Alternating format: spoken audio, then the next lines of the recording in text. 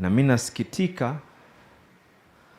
na huyu mwenye kuhusika na mambo ya fisheries na mambo ya maritime, Nancy Karigithu, anaenda kutoa statement na kusema ya kuwa sababu kuu vijana wetu hawapati kazi katika sekta ya blue economy na maritime ni kwa sababu vijana wetu hawakusoma na hawajui Kiingereza.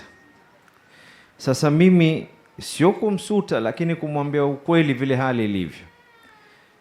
Sasa sijui ni zungumze Kiingereza kwa sababu ikiwa yeye yajua Kiingereza zaidi, my friend, katika wapwani Kiingereza kinlala, sio? Sasa mimi, you know, I'm not sad, but I'm disappointed. The levels of mediocre thoughts coming from a principal secretary to allude to the fact that our people cannot be able to converse in a manner that is acceptable is wanting. And you know, when you have a principal secretary whose mediocre thoughts, degrading thoughts, are going to insult a whole region, then that individual is wanting. And let me tell you, and this is now directed to you as an individual, the biggest challenge in our youth in the coastal area not getting these jobs is not the fact that we cannot be able to speak English. We can be able to teach you English. The biggest problem is your incapability to enact the laws that are currently there to ensure that our youth get those jobs that they deserve. The Constitution of Kenya is clear. The Merchant Shipping Act is clear. We have been able to raise these matters in Parliament. We have been able to call former PSs, former CSs to be able to answer. And when you tell us that we cannot be able to converse in English, and we are simply going to ask you, give us that individual amongst us who failed because they were unable to speak in English.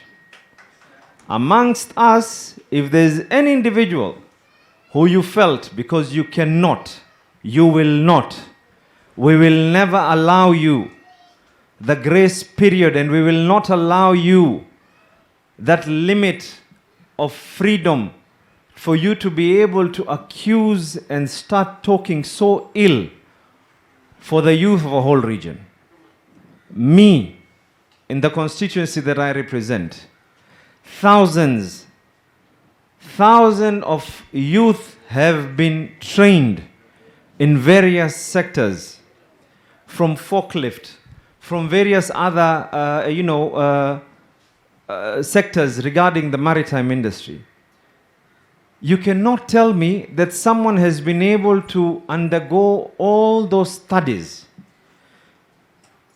and yet they cannot be able to converse in English. Surely. How demeaning. And when you go back home, do you listen to the words that you say and wonder how demeaning they are? And this is what is going to happen, because you have not accused an individual. You have not been able to talk of just one person's child. You've been able to now look at us collectively and told us that we do not know how to converse in English.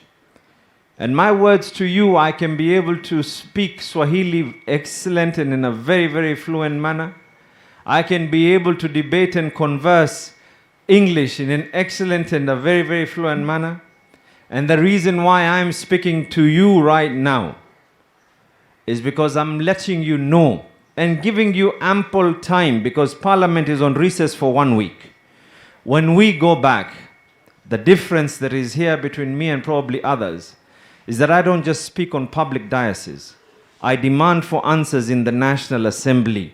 So you will have to come and tell us in the National Assembly what you meant when you told us that we do not know how to speak English. This is a prior warning to you and a prior information that we are providing to you. Out of that level of demeaning stature that you are able to put us, we are kind enough to let you know in advance. And I want to assure you of one thing. Every one of us from the coastal region speaks in one voice, regardless of our political affiliation. Because when you accuse one of us, you have accused all of us. So regardless of our political affiliation, we will put our political differences aside, and I'm telling you, every single bullet and arrow is going to be on you to be able to tell us what you meant when you are telling us that we are not educated enough. The problem is not that we do not know how to speak English. The problem is that you do not know how to understand and read the laws that we have enacted for you to ensure that our youth are able to get those jobs. We will not shy away from defending the dignity of our people. And we will demand for those answers. Uje utuambie, utupatie ratiba.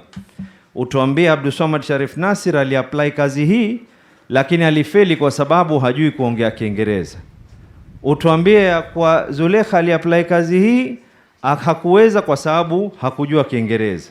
Utuambie ya kwa Katana aliapply kazi hii, hakuweza kwa sababu hajui Kiingereza.